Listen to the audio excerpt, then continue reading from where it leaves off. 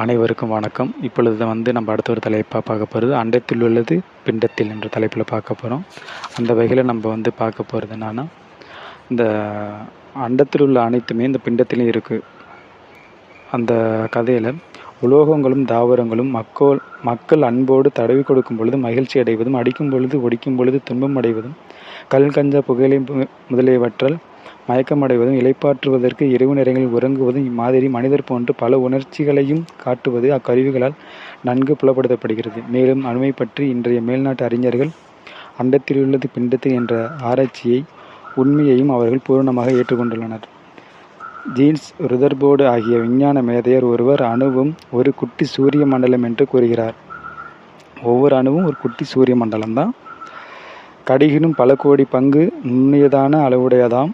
அணு என்பது 10 கோடி அணுக்களை வரிசையாக அடுக்கினால் ஓர் அங்குல நீளத்திற்கு மேற்போக தெரிவிக்கப்படுகின்றன. அஃது அவர்கள் கண்ணுக்கோ கருவிகளுக்கோ இன்று புலப்படவில்லை எனும் அது செய்யும் வேலைகளில் அதன் தன்மைகளையும் ஒருவாறு தீர்மானிக்கின்றனர்.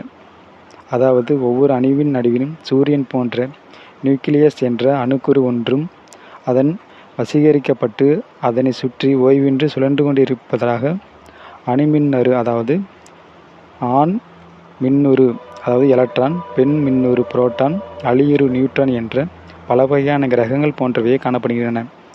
ஒவ்வொன்றும் அம்மேதையர் கூறுகின்றனர். சிலந்திப்பூச்சி தன் வளைக்கூட்டின் நடுமையத்தில் விட்டிருப்பது போல ஒவ்வொரு அணுவின் மையத்திலும் அதன் கரு விட்டிருக்கிறது. சூரியனை சுற்றி மற்ற கிரகங்கள் ஓடி வருவது போல கருவை சுற்றி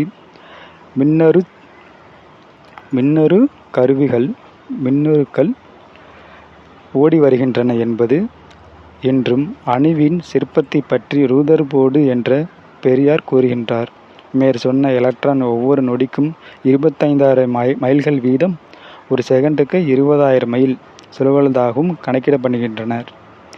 என்னே நம் மனதிற்கும் எட்டாத இந்த அதிசயம், இந்த உண்மையெல்லாம் யோக பயிற்சியால் திறக்கப்பட்ட நெற்றிக்கண்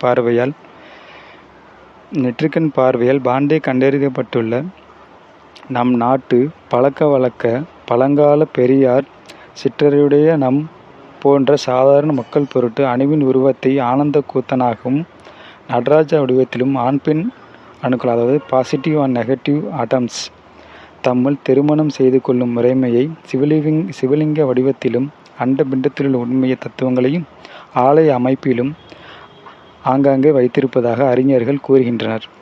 அவற்றை பற்றி சில குறிப்புகள் நாம் பார்ப்போம். பரிணாம முறை எனப்படுவது விகாச முறை, அதாவது எவல்யூஷனின் விகாச முறையின் இயற்கையான முற்போக்கில் இன்னும் சிறிது காலத்தில் இவை யாவும் இன்று அணு முதல் அண்டம் வரையுள்ள யாவற்றிலும் விளங்கவல்ல பூரண மக்களாகிய முத்தான்மாக்களே ஒழுக்கத்தின் உயர்வால் தகுதியடைந்தரென்றும் அவரால் தெரியப்படுத்தப்பட்டுள்ள பக்குவ ஆன்மாக்களே அவற்றை ஐயந்திரி பர அறிவும் அனுபூதி மூலமாகவே காணவும் உலக நன்மைக்காக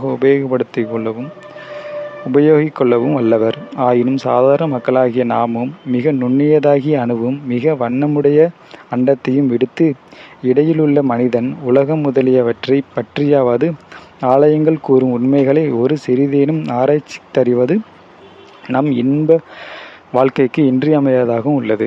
அந்த குறைந்த அளவு அறிவுமின்றி ஆலயம் தொழுவது அரிய பலன் எதையும் கொடுக்காதாயினும் அதனால் இயன்றவரை சுருக்கமாக இனி பார்ப்போம். முதலில் பிண்டம் என்பதை மனிதனாக எடுத்துக்கொண்டு அவனை ஆலயங்கள் விளங்கும் முறையை அறிவோம். நம்மை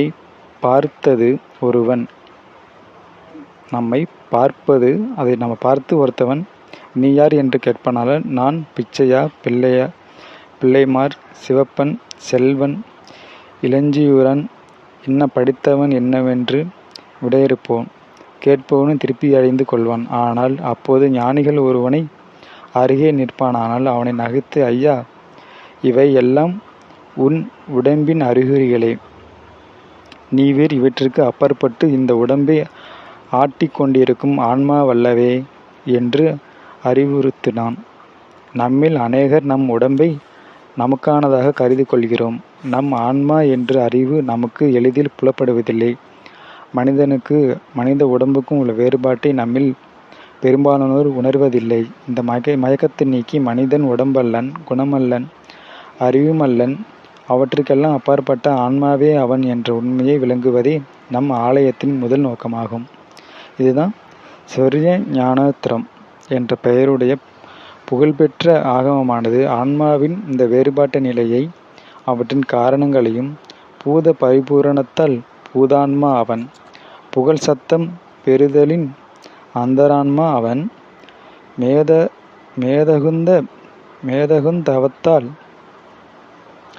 தத்துவமானவன், வலம்புரி கிருதிகுணன் தளி இச்சுகத்துக்கால் தீதரவே புசித்தலினால் சீவான்மா அவன், திகழ்தருண் திறப்புணர்வால் மந்திரான்மா அவன், யாதுமறவிட்ட அவன் பரமான்மா அவன், ஏகான்மாவே 6 திறனுமாயிருப்பவன். இதுதான் அந்த பாட்டு. மீண்டும் அடுத்த ஒரு தலைப்பில் சந்திப்போம். நன்றி, வணக்கம்.